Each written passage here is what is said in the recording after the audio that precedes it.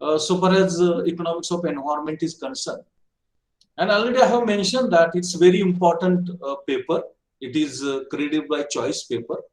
Any student from any faculty, also any subject, can choose this paper. And you have background of this economics of environment because already you have studied at BA part 2 level. And what you have studied at BA part level, just we have to add in some of the issues those you have not studied might be that we have to add it in. That's only the point which is necessary to be taken into account. And supplementary to that, what you have studied at BA part 2, in the same way we are going to proceed further. And I will teach entire syllabus English Marathi. I will also give you notes also I will give. And a very simple project you have to prepare, a very simple project like that of BA part 2, how you prepared for BA part 2 in the same way. Some difference might be there, but not much difference will be there so far as project is concerned. Very simple, like that of BA part 2 only, you have to prepare that project.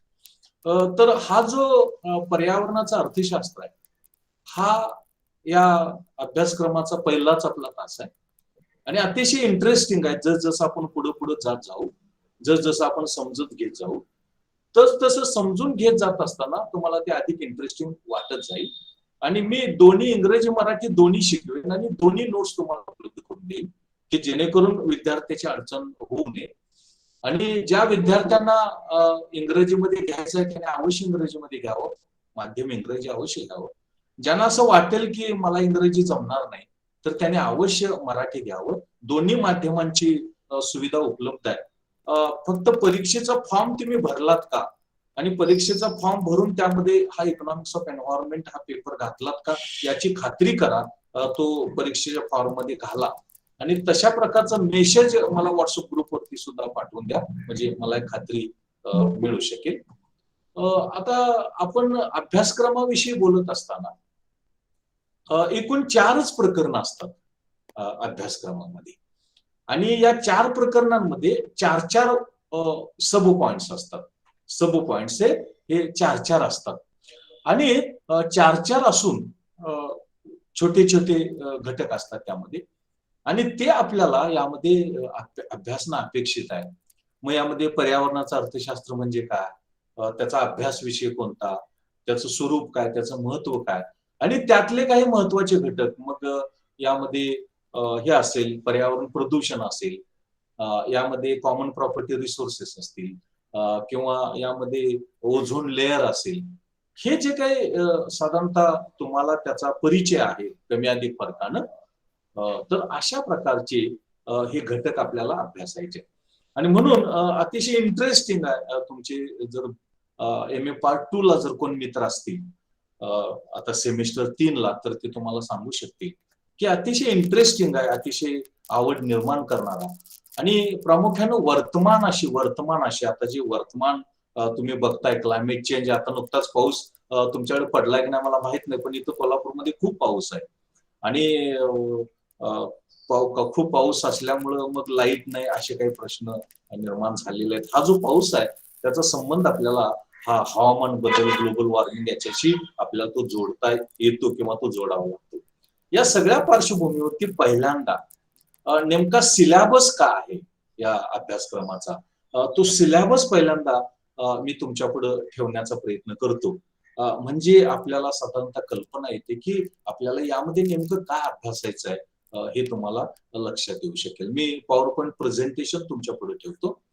Actually, this is very interesting paper. Already I have mentioned that, and your friends which are studying in semester 3 in MA part 2, they will give you idea how it is interesting and how it is useful for you, especially the students who are preparing for the competitive examination, MPSC, UPSC, and other as well.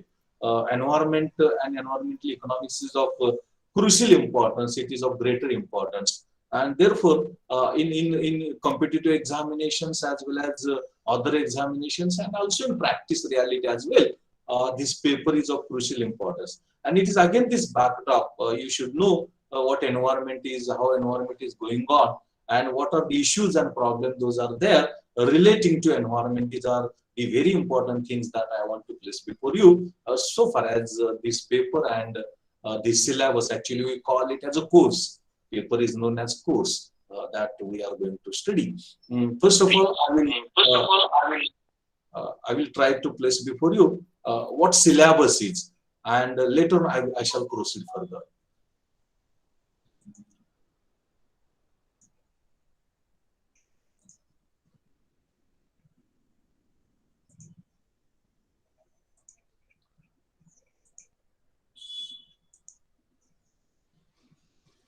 Now, while talking about syllabus, actually what syllabus is, I am sharing a syllabus with you so that you will be in a position to understand what actually it is there. Is it visible? Slide is visible? Anybody can respond me? Slide is visible? Yes, sir. Yes, Yes, sir. yes, sir. Yes, okay. Yes, This sir. is what we are, okay. This is what we are going to study so far as our syllabus is concerned. That is, here it is expected that the things that we are going to study is mentioned there. The things that we are going to study, that is mentioned here. Already I have mentioned that there are in all 4 units, 4 chapters, we can say, 4 topics. One is Introduction to Economics of Environment. Second is Environmental Problems of Economic and Industrial Development. Number 3 is Environmental Problems of Agriculture Development. And number 4 is Environmental Protection and Environmental Policy. Now in unit number 1, chapter number 1 or topic number 1, we are expected to study what is meant by economics of environment, what is nature, what is scope, what is significance. Then what is the relationship between economic development and environment? What relationship is there? Then what are common property resources? What is meant by that? What can be silent features? Then what is ecosystem? What is loss of biodiversity? What is sustainable development? These are in all 4 subunits, 4 sub-points that we are going to study or expected to be studied. Now in unit number 2, what is expected to be studied is environmental problems of economic and industrial development. That is how economic development and industrial development have contributed to arising of the environmental problems like water pollution, air pollution, noise pollution, land pollution. Then we are also going to study global problems. We are also going to study global environmental problems. And these global environmental problems are ozone layer depletion is there, greenhouse effect is there, global warming is there, climate change is there. Then in theory of environment, we are going to study what is meant by environment friendly size of firm. What is environmentally friendly size of firm, and what is limits to growth theory? Limits to growth theory is one of the theories that tries to explain how growth is affecting environment and how there is a need for restricting growth that has taken place or that is taking place that is expected to be studied. In unit or chapter number 3, we are going to study environmental problems of agriculture development. When agriculture development takes place, it creates certain problems. And what are those problems, especially the new technology which is used in agriculture, and how that new technology affects the environment, and that new technology's use of excessive water, use of fertilizers, pesticides, how that affects. And we are also studying natural farming. What is natural farming? What are large sized dams and how those affect? Then forest depletion, what are the causes, consequences and remedies? And social forestry, what is meant by social forestry? That also we are going to study, expected to study. In unit number 4 or chapter number 4, topic number 4, it is expected to study environmental protection and environmental policy. And under this environmental protection and policy, we are going to study what role public sector, private sector, cooperative sector can play in environmental protection. And environmental management techniques, we are going to study cost benefit analysis, environmental impact assessment, environmental audit, India's environmental policy, environmental protection laws, and pollution control boards, that is Central Pollution and State Pollution Control Board. These are some of the things which are expected to be studied so far as this paper or course is concerned. And already I have mentioned that we have to prepare one project like that of BA Part 2, and I will teach how it is to be prepared, in what manner it is to be prepared, in what topics to be prepared. All those things I will explain. A short project comprising of 15 to 20 pages only, we have to prepare. That is also there. आपण पर्यावरणाचं अर्थशास्त्र हा एक महत्वाचा जो paper आहे, या महत्वाच्या पेपरचा अभ्यास करत असताना आपल्याला असं लक्षात येतं की अत्यंत महत्वाचे घटक आपल्याला यामध्ये विचारामध्ये घ्यायचे. आणि ते जे महत्वाचे घटक आहेत, ते महत्वाचे घटक कोणते आहेत, ते महत्वाचे घटक आपल्याला मी सांगण्याचा प्रयत्न करत होतो. एकूण 4 प्रकरण असतात आणि त्या 4 प्रकरणामध्ये प्रत्येक प्रकरणामध्ये एक उपप्रकरण असतं म्हणा, सब टॉपिक. आणि ते नेमकं काय असतं हे साधारणतः आपण विचारामध्ये घेण्याचा प्रयत्न करत आहोत, किंवा पीपीटीच्या माध्यमातून, पॉवर पॉइंट प्रेझेंटेशनच्या माध्यमातून मी तुम्हाला सांगण्याचा प्रयत्न करतोय. आता यामध्ये एकूण 4 प्रकरण आहेत. मी मगाशी म्हटल्याप्रमाणे पहिलं प्रकरण आपल्याला सांगतं की पर्यावरणाचं अर्थशास्त्र म्हणजे काय, त्याचा अर्थ काय, त्याचं स्वरूप काय, त्याची व्याप्ती काय, त्याचं महत्व काय, का आपण अभ्यास करायचा. त्यानंतर आर्थिक विकास आणि पर्यावरण यामध्ये काय संबंध असतो का. त्यानंतर कॉमन प्रॉपर्टी रिसोर्सेस, सामुदायिक मालकी साधनं नावाची एक संकल्पना, नेमकी ती काय. परिसंस्था, पर्यावरण परिसंस्था ही एक संकल्पना आहे, नेमकी ती काय. जैवविविधतेचा ऱ्हास तुम्ही कुठेतरी अभ्यासला असाल किंवा कुठेतरी त्याचा संदर्भ आला असेल. तो लॉस ऑफ बायोडायव्हर्सिटी, जैवविविधतेचा ऱ्हास म्हणजे काय, हे एक आपल्याला यामध्ये विचारामध्ये घ्यायचं आहे. त्यानंतर चिरंतन किंवा शाश्वत विकास, हा चिरंतन किंवा शाश्वत विकास म्हणजे नेमकं काय आहे, त्याच्याशी संबंधित कोणते पैलू किंवा घटक आहेत, याचा एक विचार आपल्याला या अनुषंगानं करणं अपेक्षित आहे किंवा करणं गरजेचं आहे असं आपल्याला म्हणता येतं. म्हणजे चिरंतन किंवा शाश्वत विकास म्हणजे काय, हे एक आपण या अनुषंगाने बघायला पाहिजे.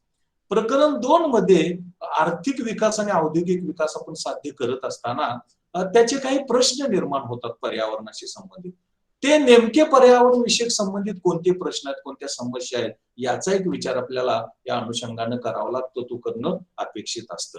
मग यामध्ये पर्यावरण प्रदूषण म्हणजे काय, जल प्रदूषण म्हणजे काय, हवा प्रदूषण म्हणजे काय, ध्वनी प्रदूषण म्हणजे काय, जमिनीचं प्रदूषण म्हणजे काय, हे आपण बघताना जागतिक पातळीवरचे जे आंतरराष्ट्रीय स्वरूपाचे पर्यावरणीय प्रश्न किंवा समस्या आहेत, त्या आंतरराष्ट्रीय स्वरूपाचे पर्यावरणीय प्रश्न किंवा समस्या ह्या सुद्धा आपल्याला विचारामध्ये घ्याव्या लागतात. म्हणजे यामध्ये ओझोनचा थर विरळ होणं, यामध्ये हरितगृह परिणाम, यामध्ये जागतिक तापमान वाढ, यामध्ये हवामान बदल, याचा एक विचार आपल्याला करावा लागतो. तर त्यानंतर पर्यावरणाशी संबंधित सिद्धांताचा अभ्यास करत असताना पर्यावरण योग्य उद्योग संस्थेचा आकारमान म्हणजे काय, ते पर्यावरण योग्य उद्योग संस्थेचा आकारमान एक आपल्याला विचारामध्ये घ्यावं लागतं. आणि एक सिद्धांत आहे की वृद्धी मर्यादा सिद्धांत. आपण काय करायला लागलोय की सातत्यानं आर्थिक विकास किंवा वृद्धी वाढवण्याचा प्रयत्न करायला लागलोय, आणि त्यामुळं पर्यावरणाचा ऱ्हास हा मोठ्या प्रमाणावरती व्हायला लागलेला आहे. मग हा जो होत असलेला ऱ्हास आहे तो नियंत्रित करायचा असेल तर काय करायला पाहिजे, तर आर्थिक वृद्धीवरती बंधनं आणायला पाहिजेत, आर्थिक वृद्धीवरती मर्यादा आणायला पाहिजेत. आणि ते नेमकं काय करायला पाहिजे, कसं करायला पाहिजे, याचे एक विवेचन देणारा सिद्धांत आहे. त्याला आपण लिमिट्स टू ग्रोथ थिअरी असं आपण म्हणतो, तो एक आपण विचारामध्ये घ्यायला पाहिजे. त्यानंतर प्रकरण 3 मध्ये आपल्याला माहित आहे की भारत हा शेतीप्रधान देश आहे, आणि शेतीचा विकास आपण जसं करत जातो त्यातून सुद्धा काही पर्यावरणीय प्रश्न, पर्यावरण समस्या या निर्माण होण्याची शक्यता असते. यामधून नेमके पर्यावरण विषयक प्रश्न कोणते निर्माण होऊ शकतात शेतीच्या विकासाचे. मग यामध्ये अतिरिक्त पाण्याचा वापर केला किंवा आधुनिक तंत्रज्ञानाचा वापर केला, रासायनिक खतं वापरली, कीटकनाशकं वापरली, जंतुनाशकं अतिरिक्त वापरली, तर त्याचा काय परिणाम होऊ शकतो पर्यावरणावरती, तो एक आपल्याला विचारामध्ये घ्यावा लागतो. त्यानंतर नैसर्गिक शेती, नॅचरल फार्मिंग, नैसर्गिक शेती म्हणजे काय, त्याचे वैशिष्ट्य काय, त्याचे गुणधर्म काय, त्याचं महत्व काय, हे आपल्याला बघावं लागतं. त्यानंतर धरणं, मोठ्या आकाराची धरणं, लार्ज साईज डॅम्स, ही मोठ्या आकाराची धरणं जर आपण बांधली तर त्याचे पर्यावरणावरती काय परिणाम होऊ शकतात, हे एक आपल्याला या अनुषंगानं विचारामध्ये घ्यावं लागतं, किंवा त्याचा एक विचार आपल्याला या अनुषंगानं करावा लागतो असं आपल्याला म्हणताय. त्यानंतर सामाजिक वनीकरण, आपल्याला ही संकल्पना माहित आहे. सामाजिक वनीकरण, हे सामाजिक वनीकरण म्हणजे नेमकं काय, त्याची गरज काय, त्याचं महत्व काय, कशासाठी आपल्याला हे सामाजिक वनीकरण आपण करणं गरजेचं आहे, याचा एक विचार आपल्याला या अनुषंगानं करणं अपेक्षित आहे, करणं गरजेचं आहे असं आपल्याला म्हणता येतं.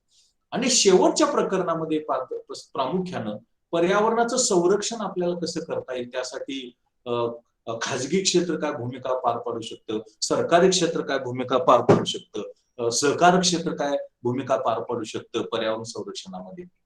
आणि याबरोबरच पर्यावरणाचं व्यवस्थापन करत असताना, मॅनेजमेंट करत असताना काही तंत्र आहेत, त्याची काही साधनं आहेत, त्याच्या काही पद्धती आहेत. यामध्ये खर्च लाभ विश्लेषण आपल्याला विचारात घेता येईल, यामध्ये पर्यावरण प्रभाव मूल्यमापन विचारामध्ये घेता येईल, यामध्ये पर्यावरण लेखापरीक्षण म्हणजे काय ते विचारामध्ये घेता येईल. हे एक आपल्याला या अनुषंगानं विचारामध्ये घेता येतं, किंवा ते घेणं अपेक्षित आहे, अभिप्रेरित आहे असं आपल्याला म्हणता येईल. त्यानंतर पर्यावरण धोरण, या पर्यावरण धोरणामध्ये प्रामुख्यानं भारतातील पर्यावरण संरक्षण जे कायदे आहेत, त्या पर्यावरण संरक्षण कायद्यांचा विचार करावा लागतो. आणि प्रामुख्यानं जे केंद्रीय प्रदूषण नियंत्रण मंडळ आहे आणि राज्य प्रदूषण नियंत्रण मंडळ आहे, त्याचा विचार हा प्रामुख्यानं या अनुषंगानं करावा लागतो, किंवा करणं अपेक्षित आहे असं आपल्याला म्हणता येईल. एक मुद्दा सांगतो आणि मी डायरेक्ट पहिल्या प्रकरणाकडे जातो. तो मुद्दा म्हणजे आपल्याला एक छोटासा प्रोजेक्ट करायचा असतो. तुम्ही जसा BA पार्ट 2 ला केला तसाच कमी अधिक फरकानं तो करावा लागतो आपल्या अभ्यासक्रमामध्ये, किंवा जे जे काय पर्यावरणामध्ये येतं ते पर्यावरणामध्ये येणारं कुठला पण एक छोटासा घटक आपल्याला घ्यायचा असतो आणि एक छोटासा 15 ते 20 पानापर्यंतचा एक प्रोजेक्ट करायचा असतो. तुम्ही तो SY ला ऑलरेडी केलेला आहात, कमी अधिक फरकानं तसाच तो करायचा असतो. तो नेमका कसा करायचा असतो, त्याची रचना काय असते, त्याचं स्वरूप काय असतं, त्यामध्ये काय अपेक्षित असतं, अभिप्रेत असतं, या सगळ्या गोष्टी मी तुम्हाला नंतरच्या कालावधीमध्ये मी सांगत जाईल. अशा प्रकारे साधारणतः हा जो पर्यावरणाचा अर्थशास्त्र आहे, हे पर्यावरणाचा अर्थशास्त्र हा पेपर किंवा त्याचा अभ्यासक्रम आहे. हे संदर्भ ग्रंथ सूची आहे, पुस्तकं तुम्हाला कुठली वापरता येतील याची यादी आहे. हे सगळं आपल्याला यामध्ये अभ्यासना अपेक्षित आहे, किंवा अभ्यासना अभिप्रेरित आहे असं आपल्याला म्हणता येईल. तुम्हाला व्यवस्थित ऐकायला येतं, स्लाइड व्यवस्थित दिसते तुम्हाला, कुणी तर रिस्पॉन्स द्या. व्यवस्थित येस सर. कुणीतर एक दोघांनी स्क्रीनशॉट घ्या नंतर आणि मला माझ्या आपल्या ग्रुपवर पाठवून द्या, म्हणजे आपल्याला ते अटेंडन्स होईल. आता हा सगळा आपण अभ्यासक्रम बघितल्यानंतर प्रत्यक्षामध्ये नेमका काय कसं अभ्यासणार आहोत त्याकडे मी चाललोय. युनिट नंबर 1 प्रकरण जे पहिलं आहे त्या प्रकरण पहिल्याकडे मी तुम्हाला घेऊन जातोय, आणि त्याचं म्हणजे introduction to economics of environment हे आपल्याला यामध्ये बघायचं आहे. Now, all of us know economics is a very developed social science, and it is being a developed social science. Number of branches of economics are there, like economics of environment, like economics of agriculture, like economics of industry, like public finance, like international economics, etc., etc. Likewise, economics of environment is also one of the very important branches of economics. Now, what is economics of environment? Economics of environment, the term economics of environment is made up of two terms. One is economics and another is environment. One is economics and another is environment. What is economics? Already I have studied. The term economics has been originated from a Greek word oikonomia, and its meaning in English is household management. And thus, economics is the science of household management. The subject which studies household management is known as economics. But later on economists told us that it is a narrower meaning, and therefore the economics of environment is the science of management of the economy as a whole. Studying entire economy is economics. It is not just households, that is families. That is what we get so far as economics of environment is concerned. Now, so as to understand meaning of the term economics, there are a number of definitions, and all the definitions are classified into two categories, grouped into four categories. One is wealth oriented definition, another is welfare oriented definition, third one is scarcity oriented definition, and fourth is growth oriented definition. And all those definitions try to place before us, try to explain before us what is meaning of economics. Now, all of us know Adam Smith is known as the father of economics. Why? First definition of economics is given by Adam Smith, and previously economics was not a separate subject. It was part of history, political science, philosophy, like that. And Adam Smith separated economics from all other sciences, and therefore Adam Smith is known as the father of economics. He wrote one book in 1776 which is known as Wealth of Nations. Actually, Wealth of Nations is a short form of that book. It is actually introduction to the Wealth of Nations. That is Enquiry and Causes of Wealth of Nations. That is the full form of this book. But in common sense, we say it is Wealth of Nations. And in this Wealth of Nations, Adam Smith has defined the term economics as the science of wealth of nations. That subject which studies wealth of the countries, wealth of the nations, is economics. And wealth is tangible and intangible goods having utility and exchange value. That is, all goods and services which have utility and exchange value, it is known as wealth. And wealth of the countries, of the economies, is studied, means production of wealth, consumption of wealth, distribution of wealth, and exchange of wealth. Then later on, Marshall defined the term economics in welfare perspective. And he said why wealth is produced for welfare of the people. But Adam Smith didn't take into consideration importance of welfare, and therefore he gave welfare-oriented definition of economics. And according to Marshall, he has given this definition in his book Principles of Economics in 1890, published in 1890. He says economics is a study of wealth as well as welfare. Wealth as well as welfare. Wealth is a means and welfare is the end. Wealth is a means and welfare is the end, and therefore economics should study welfare of the people, and welfare of the people means well-being of the people, means happiness of the people, means satisfaction of the people. That is what Marshall tried to explain before us, its meaning. Then Mrs. Robbins tried to define economics, and her definition is known as scarcity-oriented definition of economics. Robbins says, what is economics? Economics is the science which studies human behavior as a relationship between unlimited wants and limited means. Unlimited wants and limited means which have alternative uses. That is, the productive resources are limited. Those are of various uses, and consequently demand is more, and therefore it is shortage or scarcity. And how it is being adjusted by the people with the limited natural resources or productive resources, it is to be studied. It is called as economics according to Mrs. Robbins.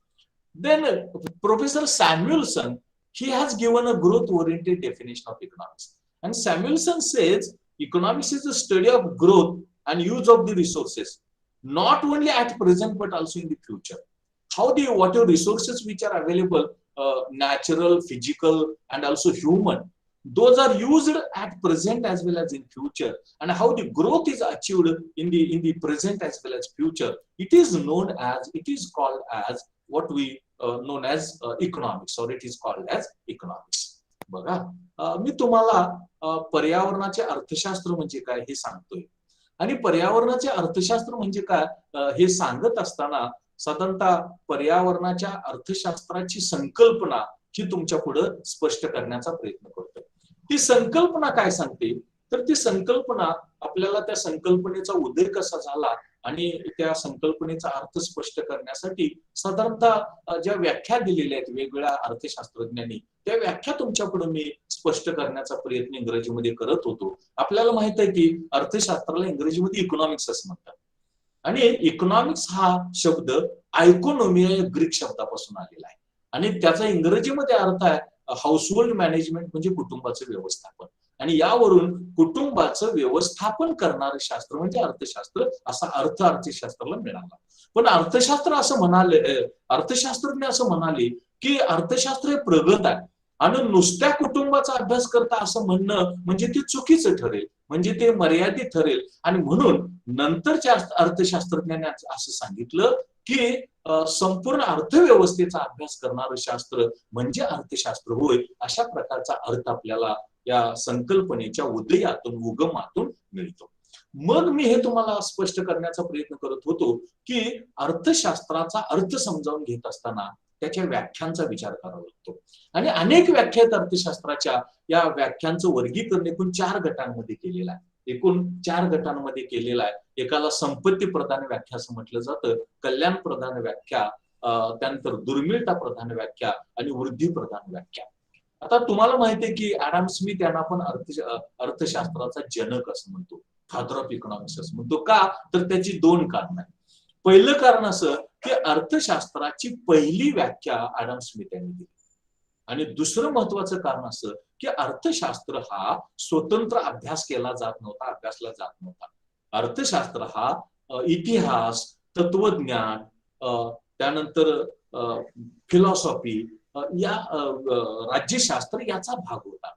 आणि Adam Smith यांनी पहिल्यांदा अर्थशास्त्राला या विषयांपासून बाजूला केलं, या विषयांपासून बाजूला काढलं आणि अर्थशास्त्राची व्याख्या दिली. आणि म्हणून आपण ऍडम स्मिथ यांना अर्थशास्त्राचा जनक असं म्हणतो. 1776 मध्ये त्यांनी ग्रंथ लिहिला, and enquiry into the nature and causes of wealth of nations. आपण त्याला वेल्थ ऑफ नेशन्स असं म्हणतो. आणि या ग्रंथामध्ये त्यांनी अर्थशास्त्राची पहिली व्याख्या दिली, आणि व्याख्या देऊन अर्थशास्त्राला स्वतंत्र सामाजिक शास्त्राचा दर्जा उपलब्ध करून देण्याचा प्रयत्न केला.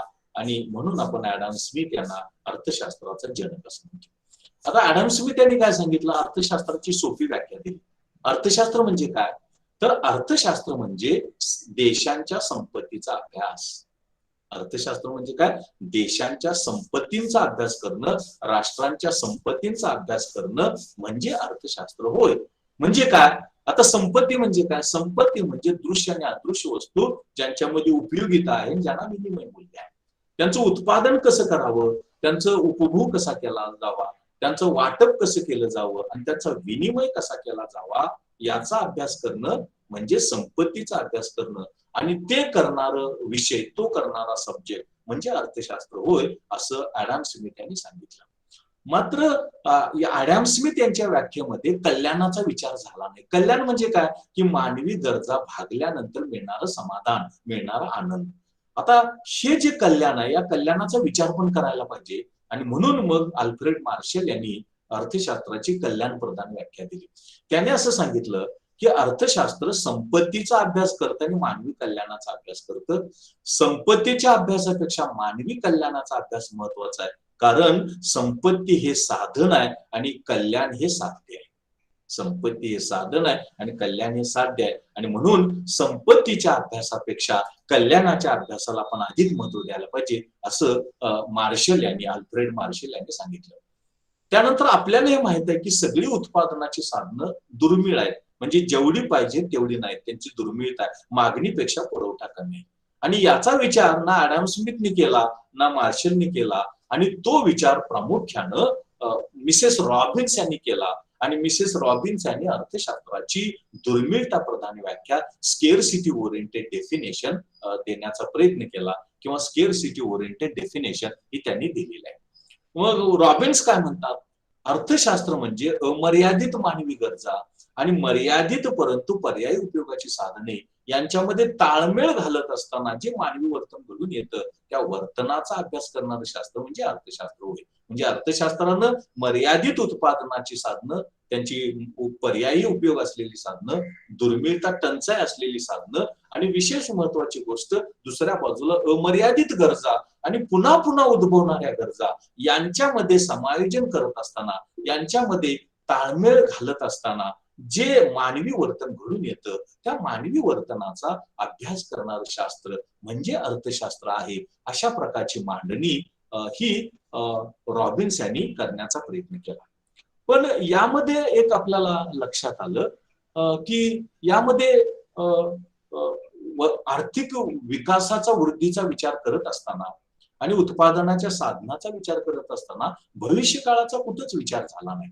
कारण आपली पिढी नुसती वर्तमानात असेल असं नाही, भविष्यात अनेक लोकांचा आपल्या जन्म होणार आहे, आपल्या अनेक पिढ्या जन्माला येणार आहेत आणि त्यांना पण गरजा भागवण्यासाठी विकासाची वृद्धीची गरज आहे. पण याचा विचार कुठंच या व्याख्यानामध्ये किंवा अर्थशास्त्रामध्ये केला नाही.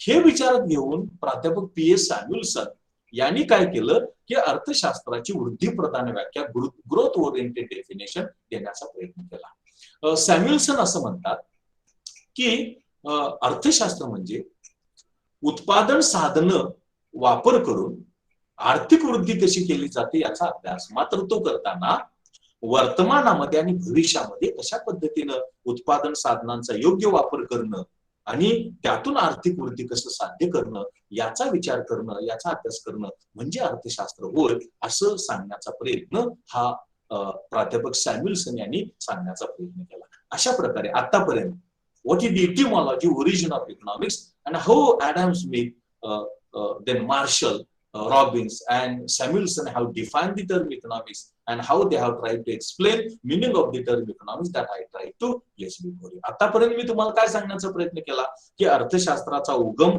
किंवा उद्गम कसा झाला, उदय कसा झाला, त्यातून अर्थ काय मिळाला आणि अर्थशास्त्राची संकल्पना समजावून घेत असताना ज्या वेगवेगळ्या व्याख्या आहेत, ॲडम स्मिथ यांची व्याख्या आहे, मार्शल यांची व्याख्या आहे किंवा रॉबिन्स यांची व्याख्या आहे आणि पुन्हा सॅम्युएल्सन यांची व्याख्या आहे, ह्या व्याख्यांच्या आधारे आपल्याला अर्थशास्त्राची संकल्पना कशी समजावून घेता येते ते मी समजावून देण्याचा प्रयत्न केला. Now I am moving towards what is meant by environment. What is environment? Actually, we define environment as surroundings. We define environment as surroundings, and surroundings mean 4 parts or 4 segments. One is atmosphere, another is biosphere, third is hydrosphere, and fourth is lithosphere. And therefore, in simple words, it is air, life, water, and land. Atmosphere means air, biosphere means life, hydrosphere means water, and lithosphere means land. And thus environment means air, life, water, and land. Chris Park tries to define environment as the sum total of conditions which are surrounded man at a given point in space and time is environment. That is, environment is conditions which are around the people at a particular space and at a particular time. It is called as environment according to this definition. And all of us know environment has 4 segments: atmosphere, hydrosphere, lithosphere, and biosphere. Atmosphere, that is the gaseous cover of the gaseous cover, and it comprises of various gases, which is basically divided into 4 zones: troposphere, stratosphere, mesosphere, and ionosphere. Troposphere is 20 kilometers in the space. Stratosphere is 30 kilometers in the space, mesosphere is 40 kilometers, and ionosphere is 300 kilometers in the space. Hydrosphere is water. Hydrosphere is water. All of us know 72% area of the earth is covered by the water, but out of that 97% is ocean water and 2% is water in the form of ice. Only 1% water is fresh water. Lithosphere means land. Lithosphere means land, that is rock, land, stone, etc. That is organic and inorganic factors. And biosphere means all living things. Biosphere means all living things: flora, fauna, plants, trees, etc., etc., birds, animals. That is biosphere. And the sum totality of that, it is known as environment. बघा, मी पहिल्यांदा तुम्हाला अर्थशास्त्र म्हणजे काय सांगण्याचा प्रयत्न केला आणि अर्थशास्त्र म्हणजे काय हे सांगत असताना अर्थशास्त्र ही संकल्पना कशी उदयास आली आणि अर्थशास्त्राची संकल्पना समजावून घेत असताना 4 व्याख्या मी तुमच्या पुढे ठेवण्याचा प्रयत्न केला. एक म्हणजे ॲडम स्मिथ यांची संपत्ती प्रधान व्याख्या, मार्शल यांची कल्याण प्रधान व्याख्या, रॉबिन्स यांची दुर्मिळता प्रधान व्याख्या आणि सॅम्युएल्सन यांची वृद्धी प्रधान व्याख्या. त्यानंतर मी तुम्हाला पर्यावरण ही संकल्पना समजावून देण्याचा, स्पष्ट करण्याचा प्रयत्न करत होतो. आता पर्यावरण आपण असं म्हणतो की पर्यावरण म्हणजे काय, तर सभोवतालची परिस्थिती, सराउंडिंग. म्हणजे नेमकं काय, तर सभोवतालची परिस्थिती म्हणजे एकूण 4 भाग. सभोवतालची परिस्थिती म्हणजे एकूण 4 भाग. ऍटमॉस्फिअर याला आपण वातावरण असं म्हणतो, लिथोस्फिअर याला आपण जमीन असं म्हणतो, हायड्रोस्फिअर याला आपण जलावरण असं म्हणतो, आणि बायोस्फिअर म्हणजे सजीव सृष्टी. म्हणजे सोप्या शब्दामध्ये हवा, जमीन, पाणी आणि जीवन याला आपण पर्यावरण असं म्हणावं. आणि अशाच प्रकारची व्याख्या ख्रिस पार्क यांनी पर्यावरणाची देण्याचा प्रयत्न केला. ख्रिस पार्क असं म्हणतात की पर्यावरण म्हणजे मानवाच्या सभोवताली विशिष्ट ठिकाणी आणि विशिष्ट वेळी असलेली जी परिस्थिती आहे, या परिस्थितीला आपण पर्यावरण असं म्हणावं असं आपल्याला म्हणताय. आणि त्यानंतर मग मी तुम्हाला हे सांगण्याचा प्रयत्न केला की ऍटमॉस्फिअर, वातावरण म्हणजे काय. वातावरण म्हणजे वेगवेगळ्या प्रकारचे वायू, वेगवेगळ्या प्रकारचे गॅसेस, आणि मग त्याचे 4 झोन असतात. बायोस्फिअर म्हणजे सजीव सृष्टी, सगळे सजीव, सूक्ष्मजीव, वनस्पती, प्राणी, माणूस, हे सगळं आलं त्यामध्ये. हायड्रोस्फिअर म्हणजे हायड्रोस्फिअर म्हणजे पाणी, पाणी, समुद्राचं पाणी, नदीचं पाणी. आणि तुम्हाला माहित आहे पृथ्वीच्या 97% पाणी आहे.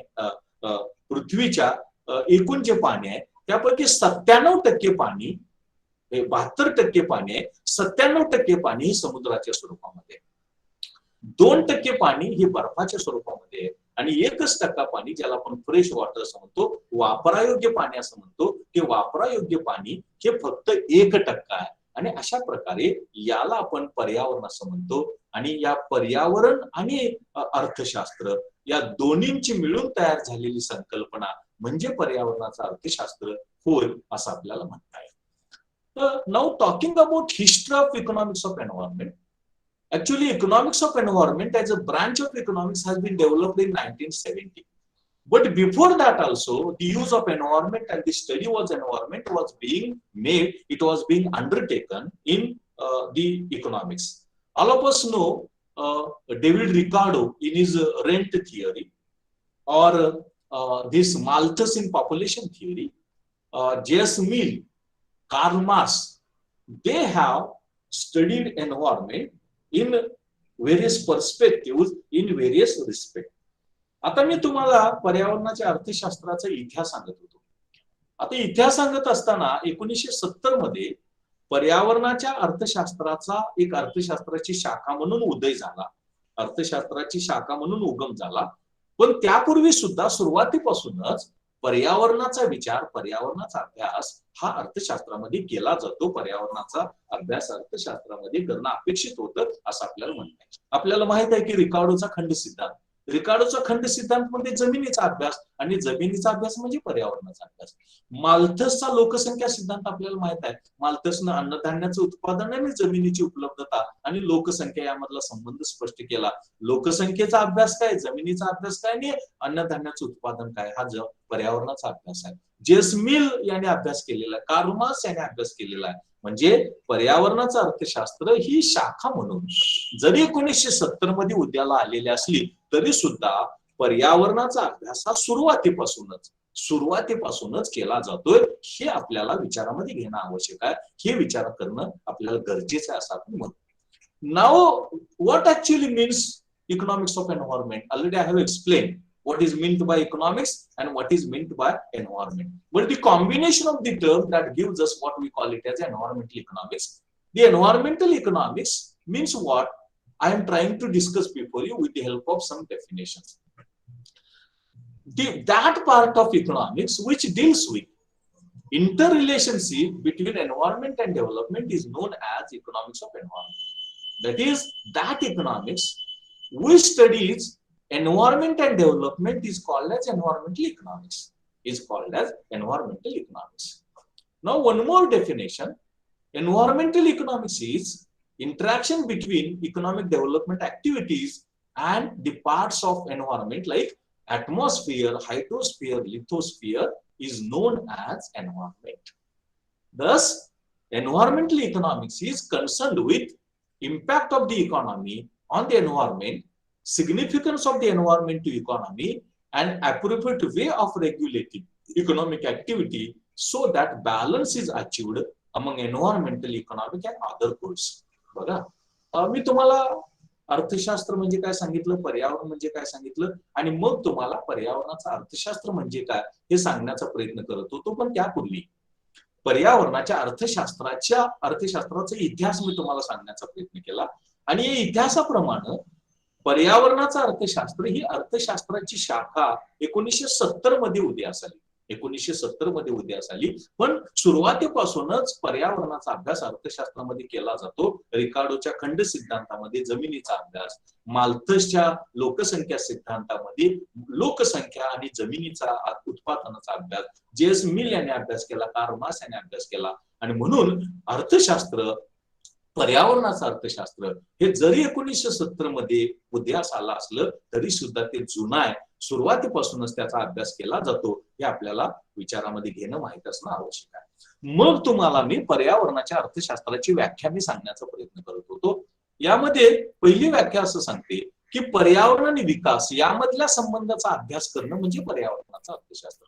एका बाजूला पर्यावरण आणि दुसऱ्या बाजूला आर्थिक विकास, यामध्ये नेमका संबंध काय आहे तो जर आपण विचारात घेऊ लागलो, तो जर आपण अभ्यास करू लागलो तर त्यालाच आपण पर्यावरणाचं अर्थशास्त्र असं म्हणावं असं आपल्याला म्हणता येईल. दुसरी व्याख्या असं म्हणते की आर्थिक विकास आणि पर्यावरणाचे जे घटक आहेत, वातावरण, जलावरण, जमीन आणि जीवसृष्टी, यांच्यामध्ये असणारा जो आंतरसंबंध आहे त्या आंतरसंबंधाला आपण पर्यावरणाचं अर्थशास्त्र असं म्हणावं अशी ती व्याख्या सांगते. आणि तिसरी व्याख्या असं सांगते की अर्थव्यवस्थेचा पर्यावरणावरती होणारा जो परिणाम आहे तो परिणाम म्हणजे पर्यावरणाचं अर्थशास्त्र होय. म्हणजे पर्यावरण आणि अर्थशास्त्र एकमेकाला कसे पूरक आहेत आणि अर्थव्यवस्था आणि पर्यावरण याचा काय संबंध असू शकतो याचा अभ्यास करणं म्हणजे पर्यावरणाच्या अर्थशास्त्राचा अभ्यास करणं असं आपल्याला म्हणता येईल. Then what is nature of economics? How economics is? What is nature of economics? Nature of economics is how economics of environment is. Now, economics of environment is a science. It is a social science. It is a real or normative science, and it is a multidisciplinary science. It is science because it studies systematically environment development relationship. It is a social science because it studies society and human behavior with reference to environment. It is a real or normative science. It talks about what it is necessary, what it ought to be, than what it is. And multidisciplinary means it is related to number of disciplines. It is related to engineering. It is related to medical. It is related to history, sociology, psychology, law, and therefore economics of environment is multidisciplinary. त्यानंतर मी तुम्हाला हे सांगण्याचा प्रयत्न करत होतो की पर्यावरणाच्या अर्थशास्त्राचं स्वरूप कसं आहे. पर्यावरणाच्या अर्थशास्त्राचं स्वरूप म्हणजे काय, तर पर्यावरणाच्या अर्थशास्त्राचं स्वरूप म्हणजे पर्यावरणाचं अर्थशास्त्र कसं आहे ते एक विज्ञान आहे. विज्ञान काय आहे तर व्यवस्थित सिस्टमॅटिक अभ्यास पर्यावरण आणि विकासाचा करण्याचा प्रयत्न करतं. ते सामाजिक शास्त्र आहे कारण मानवाचा आणि समाजाचा पर्यावरणाच्या संबंधित दृष्टिकोनातून अभ्यास करण्याचा प्रयत्न करतं. ते रिअल सायन्स आहे, ते वास्तव विज्ञान आहे कारण धोरणं कशी असायला पाहिजे, ती कशी आहेत हे सांगण्याचा प्रयत्न पर्यावरणाचं अर्थशास्त्र करतं. मल्टीडिसिप्लिनरी म्हणजे आंतरशाखीय. पर्यावरणाचा अभ्यास आपण इंजिनिअरिंग मध्ये करतो, मेडिकल मध्ये करतो, इतर सामाजिक शास्त्रांमध्ये करतो. यामध्ये समाजशास्त्र आहे, राज्यशास्त्र आहे, मानसशास्त्र आहे, कायदा आहे. आणि म्हणून पर्यावरणाचं अर्थशास्त्र हे आंतरशाखीय आहे, मल्टीडिसिप्लिनरी आहे असं आपल्याला म्हणता येईल. Then what is scope of economics of environment? Scope of economics of environment means what is studied in economics of environment. There are two parts. One is theoretical aspects and another is applied or practical aspects.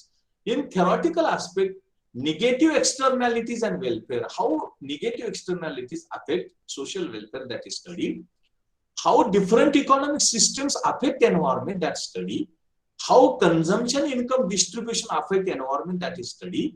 How economic growth affects environment, that we study. And environmental goods are public goods, and what are the features of public goods are there, those are applicable to the environment, and that is also studied in theoretical perspective. In practical perspective, in applied perspective, how taxation and fiscal measures are useful for us in controlling, monitoring and regulating environment, that we study. How the recycling is necessary for preservation, conservation of the environment, environmental resources and natural resources that we study practically, how the limited resources can be allocated and utilized for the preservation, conservation of the environment on the one hand, and on the other, economic growth which is required for fulfillment of the wants of the people. Then we also study the type of economy, energy produced and consumed, and its impact on environment. Then we measure loss to the environment because of development activities, because of economic development. We study what are the environmental problems of different countries, developed countries, developing countries, America, England, India, etc. etc. We also study environmental impact assessment when we start industry, when we achieve agricultural production, undertake agricultural production, how that affects environment. That we study in environmental impact assessment. And cost benefit analysis, suppose we have started industry, what is the cost, environmental cost along with economic cost, and what is benefit, what are the advantages, that we study, and this is the scope of economics of environment. आपण त्यानंतर मी तुम्हाला पर्यावरणाच्या अर्थशास्त्राची व्याप्ती सांगण्याचा प्रयत्न करत होतो. आणि व्याप्तीमध्ये सैद्धांतिक घटक काय अभ्यासले जातात आणि व्यावहारिक घटक काय अभ्यासले जातात. आता ज्या निगेटिव्ह बाह्यता आहेत, ऋण बाह्यता आहेत, त्याचा सामाजिक कल्याणावरती काय परिणाम होतो तो आपण अभ्यास करतो. वेगवेगळ्या अर्थव्यवस्था आहेत, भांडवलशाही, समाजवादी, मिश्र अर्थव्यवस्था, त्याचा पर्यावरणावरती काय परिणाम होतो ते आपण अभ्यासतो. उपभोग, उत्पन्नाचं वाटप आणि याचा पर्यावरणावरती काय परिणाम होऊ शकतो ते आपण अभ्यासतो. आर्थिक वृद्धी आणि पर्यावरण यामध्ये काय संबंध असू शकतो ते आपण अभ्यासतो. आणि पर्यावरण आणि पर्यावरणीय वस्तू ज्या आहेत, या पर्यावरण आणि पर्यावरणीय वस्तू यांना सामाजिक वस्तूंचा दर्जा आहे. आणि सामाजिक वस्तूंचा दर्जा असल्यामुळं आपण त्याची जी गुणवैशिष्ट्ये आहेत, ती गुणवैशिष्ट्ये आपण पर्यावरणीय संसाधनांना, पर्यावरणीय वस्तू व सेवांना लागू करण्याचा प्रयत्न करतो किंवा ते लागू करतो. व्यावहारिक पातळीवरती आपण पर्यावरणाच्या अर्थशास्त्रामध्ये काय अभ्यासतो, तर कराचा वापर पर्यावरणाच्या संरक्षणासाठी, संवर्धनासाठी कसा करता येईल. सरकारचं जे राज्यवित्तीय धोरण आहे, कर, कर्ज, खर्च, तुटीचा अर्थ भरणा, याचा वापर आपल्याला पर्यावरणाच्या संरक्षणासाठी, संवर्धनासाठी कसा करता येतो तो आपण अभ्यासू शकतो. त्यानंतर जे निर्माण होणारा घन कचरा आहे, द्रव कचरा आहे, त्याचं पुनर्चक्रीकरण हे आपल्याला कसं करायला पाहिजे, त्याचं पुनर्चक्रीकरण, पुनर्वापर आपण कसा करायला पाहिजे हे व्यावहारिक पातळीवरती आपण अभ्यासतो. सगळी उत्पादनाची साधनं आणि नैसर्गिक आणि पर्यावरणीय साधनं प्रामुख्यानं त्यांची उपलब्धता मर्यादित आहे, त्यांची टंचाई, तर त्यांचं योग्य वाटप कसं करायचं, वापर कसं करता येतो, त्यांचं संरक्षण, संवर्धन कसं करता येतं, याचा व्यावहारिक पातळीवरती आपण अभ्यास पर्यावरणाच्या अर्थशास्त्रामध्ये करू शकतो.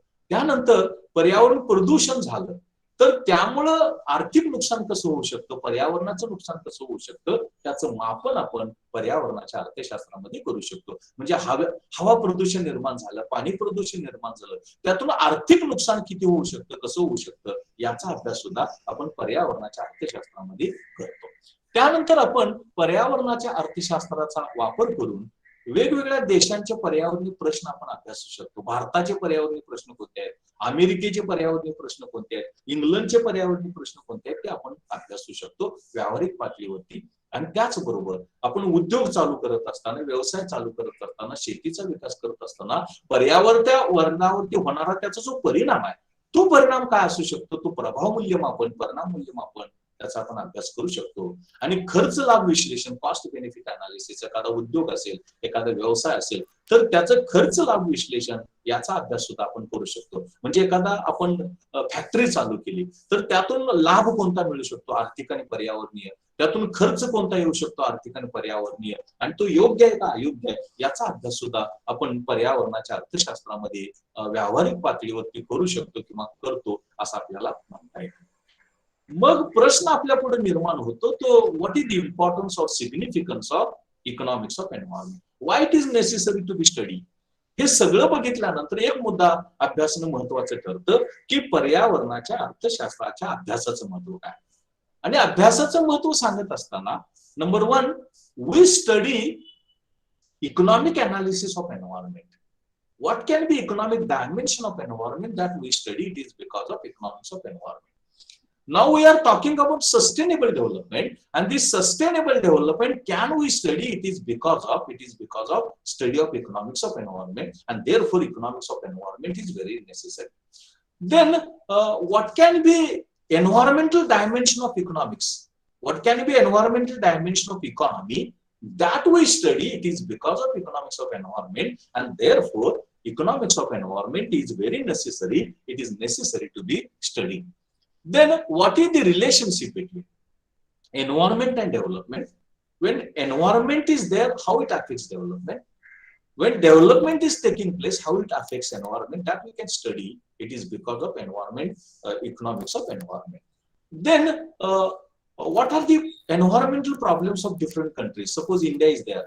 If air pollution is there, water pollution is there. If America is there, if water pollution is there, the environmental problems of different countries that we can study, it is because of economics of environment, and therefore economics of environment is necessary. Now we can measure loss of environmental pollution on the economy or to the society.